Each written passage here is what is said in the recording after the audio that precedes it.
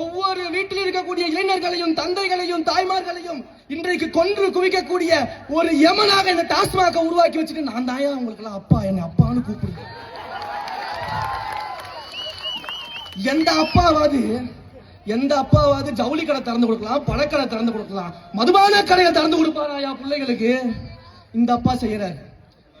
கேட்டா நாங்க தான் கொள்கை கூட்டம், வரவங்களுக்கு கொள்கையே கிடையாது அப்படின்வாங்க. இதை நீங்க வெளியில எடுத்து மக்கள்கிட்ட சொல்லணும். இதுல போதைப் பொருள் கலாச்சாரத்தில் இன்னொரு விஷயம் இருக்கு, அதையும் யோசிச்சு பாருங்க.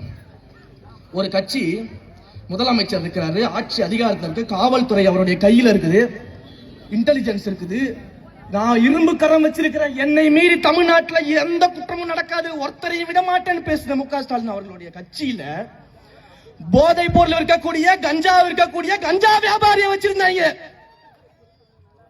அதுவும் சாதாரண கஞ்சா வியாபாரி இல்ல, தேசிய அளவுல கஞ்சாவை இம்போர்ட் எக்ஸ்போர்ட் பண்ற அயலக அணியிலேயே வச்சிருந்தாங்க. இது முதலமைச்சருக்கே தெரியாது.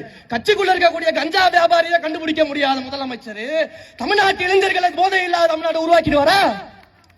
எப்படி உருவாக்குவாரு நம்புவீங்க? தாய்மார்களா யோசிச்சு பார்க்கணும்.